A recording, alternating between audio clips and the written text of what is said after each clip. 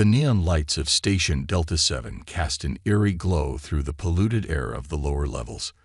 James Miller walked through the crowded marketplace, his worn leather jacket helping him blend in with the other rough-looking characters that frequented this part of the station. 20 years of military service had taught him how to move without drawing attention, and now as a private investigator, those skills were more valuable than ever.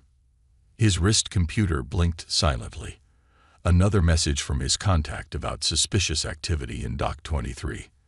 The slave trade had been growing bolder in recent months, and James had spent the last 3 weeks gathering evidence. He didn't need the money. His military pension was enough. But he couldn't stand by while innocent beings were sold like cargo. The smell of processed food and engine oil filled the air as he made his way deeper into the station's belly. Here, the walls were stained with decades of grime, and the overhead lights flickered uncertainly. James checked his hidden camera was working before turning down a narrow corridor. Voices echoed from ahead. James pressed himself against the wall, activating the sound amplifier in his earpiece. "The blue one will fetch a good price," a rough voice said. "The rich ones love exotic pets, especially the empaths." James's jaw tightened. Empaths. He knew of only one species that fit that description. The Ori were a peaceful race known for their ability to sense and influence emotions. Their blue-tinted skin and natural grace made them particularly valuable to wealthy collectors. Carefully, he peered around the corner. 3 men stood near a sealed cargo container. But what caught his eye was the woman they were discussing. She stood perfectly still, her hands bound by energy cuffs that glowed a harsh red against her pale blue skin.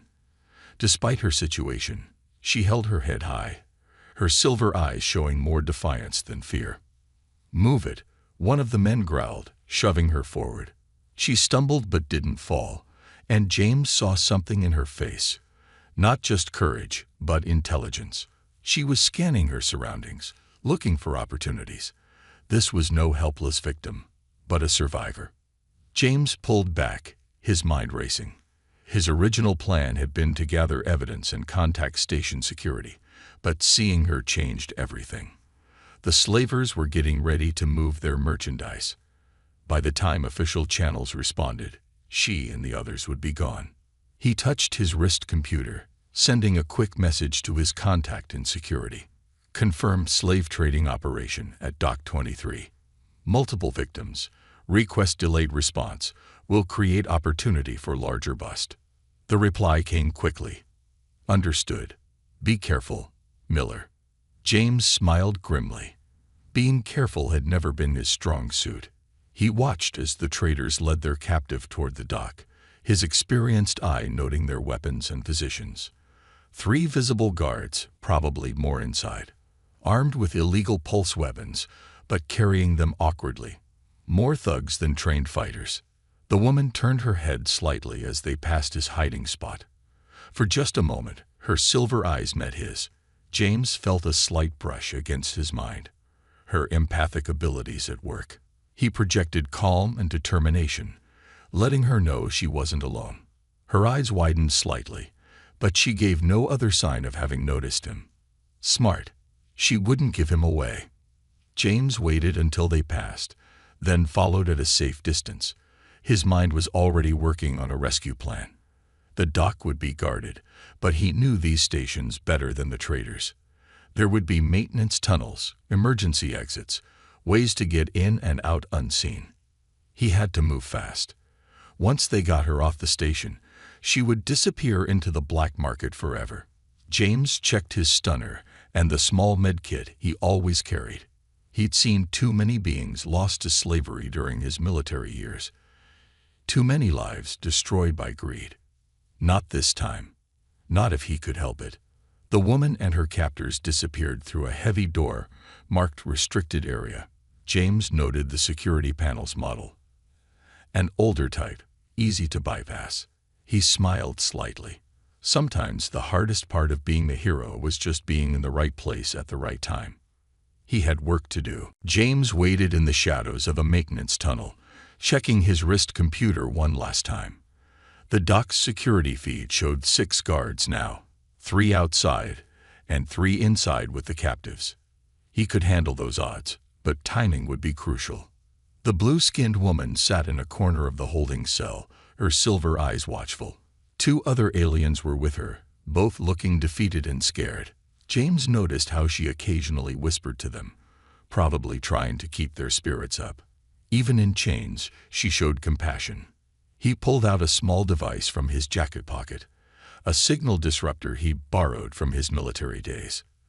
The traders relied on their comm units to coordinate. Take those away, add some darkness and confusion, and even 6 guards would have trouble maintaining control. "Showtime," he muttered, pressing the button. The effect was immediate.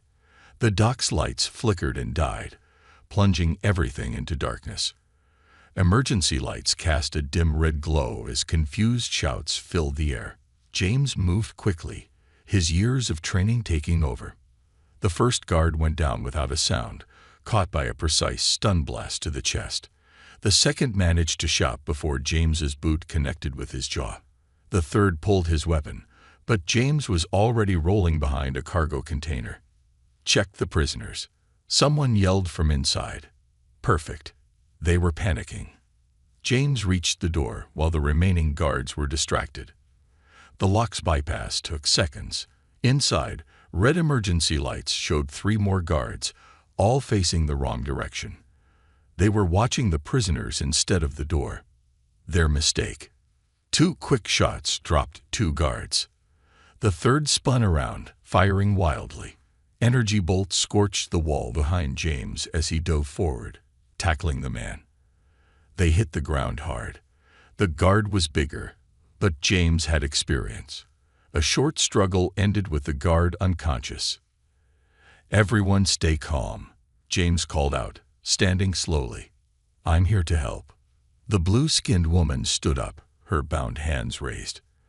"The guards outside will be back soon," she said, her voice steady despite the situation. "And they have a backup power system." James nodded, moving quickly to release her restraints.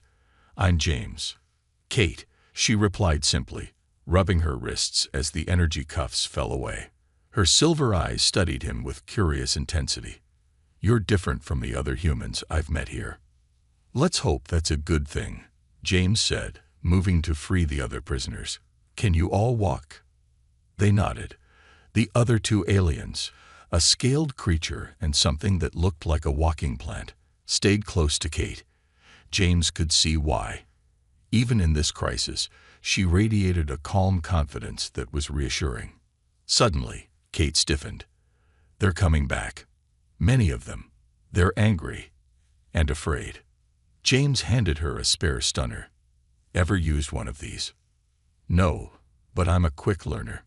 She held the weapon with careful determination. "Stay behind me. There's a maintenance tunnel that leads to the lower levels. We can." The main door burst open. Shouts and weapons fire filled the air. James pushed Kate behind a storage container just as energy bolts sizzled past. He returned fire, dropping 1 attacker. To his surprise, Kate leaned out from cover and fired 2. Her shot went wide but forced the attackers back. Not bad for a first-timer. "The other exit," she said between shots. "I can sense fewer guards that way." James didn't question her abilities. They moved as a group, James and Kate providing cover, while leading the other prisoners toward the back exit. More guards appeared, but the confined space worked against them. In the chaos and dim light, it was hard to shoot without hitting their own people. They reached the maintenance tunnel just as the main lights flickered back on. James pressed the emergency seal button, buying them precious minutes as the heavy doors slammed shut. "This way," he said, leading them deeper into the station's maze of service corridors. "I have a safe place, but we need to move fast." Kate helped the others keep up, her natural empathic abilities soothing their panic.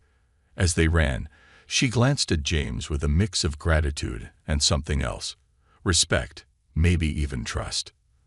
They weren't safe yet, but they were free. For now, That would have to be enough. James's safe house was hidden in an old maintenance level of the station, far from the busy markets above. The room wasn't large, but it was secure. Old cargo containers converted into living spaces filled the area, each equipped with basic comforts. He'd helped many people here over the years. Kate sat quietly on a worn couch, wrapped in a blanket, her blue skin looking pale under the soft lights. The other two rescued aliens were resting in separate containers, finally feeling safe enough to sleep. James watched as Kate stared at the cup of warm drink in her hands, lost in thought. "It's just tea," he said softly, sitting in a chair across from her. "Helps with the nerves." She looked up, her silver eyes meeting his. "Thank you. Not just for the tea, for everything."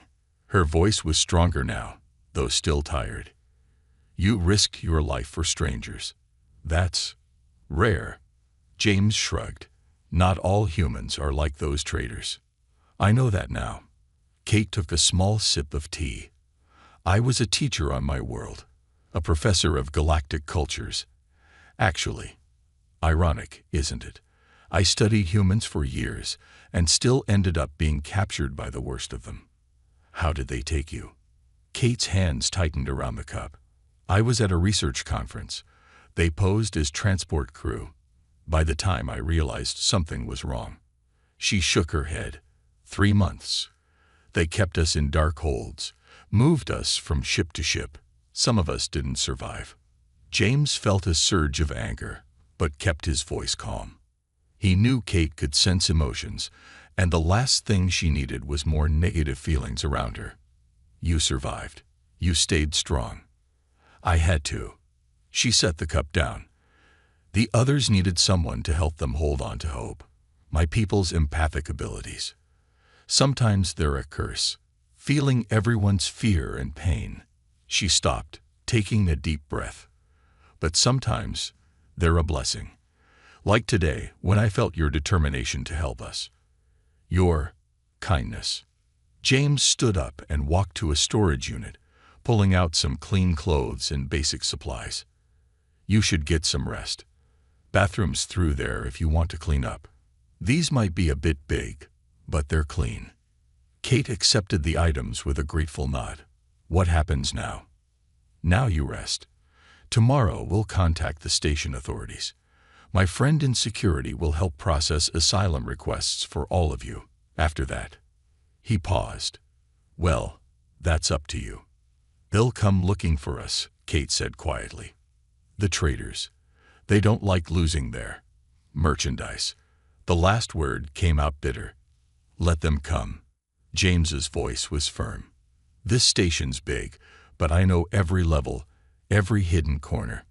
You're safe here." Kate stood up, the blanket falling from her shoulders. Despite her ordeal, she moved with natural grace. "You're not what I expected, James. In my studies, I learned humans are capable of great cruelty, but also great compassion. I think I understand that better now." She walked to the bathroom, but paused at the door. "I can sense you're tired too. You should rest." James smiled slightly. Hard to hide anything from an empath, huh? "I'm not reading your emotions on purpose," she said quickly. "It's just, they're very clear, very honest." A faint blue tinge appeared on her cheeks. A blush, James realized. "Get some sleep, Kate. We'll figure everything out tomorrow." After she disappeared into the bathroom, James checked the security systems one more time. Multiple sensors, hidden cameras in the corridors, encrypted communications. Nothing was getting near this place without him knowing. He settled into his chair, planning to stay awake and keep watch. But Kate was right. He was tired. The last thing he remembered before drifting off was the sound of running water and a strange feeling of contentment. For the first time in years, his safe house felt less like a hideout and more like a home. Maybe it was Kate's empathic influence, or maybe it was something else entirely. Either way, James slept better that night than he had in a long time. 2 weeks had passed since the rescue. The other aliens had been safely relocated with help from station security, but Kate chose to stay. At first, she said it was because she could help identify other victims. Now, both she and James knew there was more to it than that. James watched as Kate studied the holographic display of the station's markets. Her silver eyes narrowed in concentration, a strand of silvery blue hair falling across her face. She had an uncanny ability to spot suspicious behavior. There, she pointed. That group. They're nervous, trying too hard to look normal. James zoomed in on the figures she indicated. Good catch. Third time this week you've spotted potential traitors. He gave her an impressed look. Your empathic abilities work through video feeds. No, Kate smiled. That's just good observation. Something I learned from a certain human investigator. Their eyes met briefly before both looked away. These moments have been happening more often lately. Small glances, shared smiles, comfortable silences. I've been thinking, James said, shutting down the display. You mentioned wanting to understand more about human culture. There's a food festival in the upper levels today. Real Earth foods, not the processed station stuff. Want to check it out? Kate's face lit up. I'd like that. My research never covered human cuisine, except for something called pizza, which seemed very popular. James laughed, a sound that had become more common since Kate arrived. Well, then you're in for a treat. But first, he walked to a storage unit and pulled out a package. Got you something. Kate opened it carefully. Inside was a dark blue jacket, similar to James's leather one but sized for her. For better blending in, James explained. Plus it has some built-in protection, just in case. It's perfect, Kate said softly, slipping it on. The jacket fit well, making her look less like a refugee and more like James's partner, which in many ways she had become. They made their way to the upper levels, walking close together through the crowded corridors. James noticed how Kate no longer flinched at sudden movements or loud noises. She was healing, growing stronger. The food festival was busy but not overwhelming. Delicious smells filled the air as vendors offered samples of Earth cuisine. Kate approached each stall with scholarly curiosity, asking questions about ingredients and preparation methods. This is amazing, she said, trying something called chocolate for the first time. Her silver eyes widened at the taste. How do humans get anything done with food this good available? It's a daily struggle, James grinned, watching her enjoyment. Something warm stirred in his chest, something he hadn't felt in a long time. They found a quiet spot overlooking the station's central garden. Artificial sunlight streamed through the dome above, making Kate's blue skin shimmer slightly. James, she said suddenly, I need to tell you something. She turned to face him, her expression serious. I've received a message from my homeworld. They're offering to bring me back, help me recover there. James felt his heart sink, but kept his face neutral. That's good news. When would you leave? I haven't answered them yet. Kate's voice was quiet. I've been trying to understand why I'm hesitating. My empathic abilities help me understand others' feelings, but sometimes my own. She paused, looking down at her hands. Kate, James started, but she shook her head. Let me finish. On my world, I studied different cultures, different species. But being here with you, I'm experiencing something I never found in any research. She looked up at him. I'm not ready to leave. Not yet. Not when I'm just beginning to understand. She didn't finish the sentence, but she didn't need to. James felt it too. The growing connection between them, stronger than cultural differences or species barriers. Then stay, he said simply. We make a good team. Kate smiled, relief and something more in her expression. We do, though you're still terrible at hiding your emotions from an empath. Maybe I'm not trying to hide them, James replied softly. They sat together in comfortable silence, watching the artificial sunset. Sometimes, James thought, the best things in life didn't need words at all. The alarm woke James at midnight station time. Multiple security sensors were triggering at once. He was out of bed and checking the system before his eyes were fully open. What he saw made his blood run cold.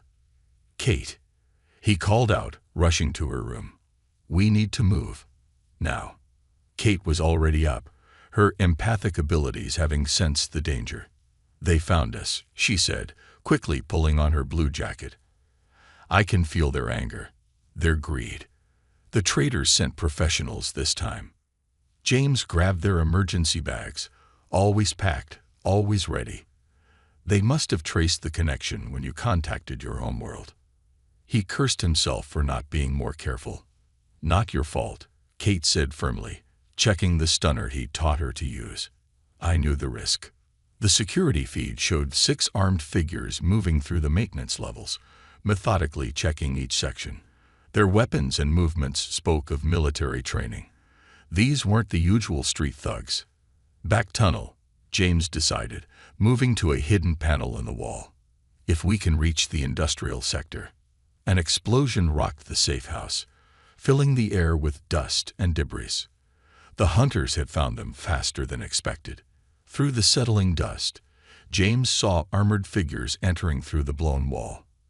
"Drop your weapons," a filtered voice commanded. "The female is valuable merchandise. The human is expendable." James responded with his stunner, catching one attacker in the chest. Kate fired too, her aim much improved from their practice sessions. Together, they dove behind an overturned table as return fire filled the air. "The back exit," James shouted over the noise. "I'll cover you." "No," Kate's silver eyes flashed with determination. "Together, or not at all." A grenade landed near them. James grabbed it and threw it back in one smooth motion. The explosion provided the distraction they needed. They ran for the hidden exit, energy bolts sizzling past them. The maintenance tunnel was narrow, an advantage against their armored pursuers. They ran through the darkness, years of James's experience guiding them through the maze-like passages. Kate kept one hand on his shoulder, trusting him completely. "Wait," Kate whispered suddenly, pulling him to a stop. "There are more ahead." They predicted our route. James looked around frantically. They were trapped between 2 groups. Then he saw it, an access hatch to the station's waste processing system. "Do you trust me?" he asked Kate. "Always," she replied without hesitation. James shot the hatch controls. The doors sprang open, revealing a dark chute below. "It's not far to the bottom, and I know these systems, but it won't be pleasant." Shouts echoed from both directions. Their pursuers were closing in. Kate grabbed James's hand. "Together," she said. They jumped just as their hunters rounded the corner. The chute was a tight fit for 2 people, but they held on to each other as they slid through the darkness. The smell was awful, but Kate didn't complain. They landed in a processing tank, thankfully empty except for some residual liquid. James helped Kate out quickly, both of them dripping and smelling terrible. "The industrial sector is just ahead," he said, checking their surroundings. "I have another safe house there. We can." Kate suddenly pulled him close and kissed him. It caught James completely by surprise. Despite their situation, despite the smell and the danger, it felt perfectly right. "I thought I was going to lose you," she said as they parted. "I felt their intent to kill you, and She took a shaky breath. "I can't lose you, James." James touched her face gently. "You won't. But we need to move." He could hear sounds of pursuit above them. "They won't stop coming, will they?" Kate asked as they started moving again. "No," James replied grimly. "Which means it's time to stop running and fight back. I have an idea, but it's risky." Kate squeezed his hand. "Whatever you're planning, I'm with you." They hurried through the industrial sector's shadows, still holding hands. They were filthy, tired, and hunted, but somehow stronger together than apart. And James had a plan, one that would end this chase once and for all. James's second safe house was smaller but better equipped. As Kate cleaned up, he laid out his plan on a holographic display. Years of investigation had taught him that every criminal organization had a weakness. The slave traders' weakness was their greed. Their base is here. He pointed to a section of the station marked as abandoned. They're paying station officials to ignore it, but we're going to make that impossible. Kate, now wearing clean clothes, studied the display. How? By giving them exactly what they want. You. Before Kate could protest, he continued, or rather, what they think is you. He pressed a button, and a holographic image of Kate appeared, perfect in every detail. Latest military-grade holographic technology. Very illegal, very expensive, and very convincing. Understanding dawned in Kate's silver eyes. A trap. Exactly. My contact in security has been gathering evidence for months. We just need to get their leaders in one place, recorded making a deal. James looked at her seriously. But I need your help. Your empathic abilities could warn us if something goes wrong. Kate nodded. I can do better than that. I can project emotions, make them feel overconfident, careless. Not control them, but influence them. You never mentioned that ability before. It's not something my people like to use. She looked down. But for this to stop them from hurting others, I'll do it. The next few hours were busy. James contacted his security ally, who positioned hidden teams around the target area. Kate helped perfect the hologram's movements, making them match her own natural grace. As station night approached, they put their plan in motion. James, disguised as a corrupt dock worker, approached the trader's base with the holographic Kate in restraints. Got something you lost, he called out to the guards, looking to make a deal. The guards were suspicious but greedy. Soon, James was led inside to meet their leaders. Kate, hidden nearby, reached out with her abilities, making them feel assured of their success. 3 figures sat in a dimly lit room, the organization's leaders. James recognized them from his investigations. They looked ordinary, which made their crimes seem even worse. Quite a prize you've brought us, the central figure said, eyeing the holographic Kate. She's caused us quite a lot of trouble. How did you catch her? Found her hiding in the lower levels, James replied. Figured she's worth more to you alive than dead. Indeed. The leader stood up, though her little guardian might object. The ex-military human who's been causing us so much trouble. James felt a warning brush against his mind. Kate sensing danger, but he was ready. You mean me? He smiled, pressing a hidden button. The hologram vanished as station security forces burst in through multiple entrances. Chaos erupted. The leaders tried to run, but Kate's emotional projection had done its work. They'd posted fewer guards than usual, feeling overconfident. James tackled the main leader as he reached for a weapon. You're under arrest, James's security contact announced, leading a team of armed officers. We have evidence of your entire operation. It's over. The leader spat at James. You have no idea how big this is. We have connections. We have recordings of every word you just said, James interrupted, plus financial records, shipping manifests, and witness testimonies. Your connections won't help you now. Kate stepped into the room, her real presence far more commanding than the hologram. The captured traders stared in shock. My people believe in justice, not revenge, she said quietly. But we also believe in protecting others. She looked at each trader in turn. You will never hurt anyone else again. As security led the prisoners away, James's contact approached them. Good work, both of you.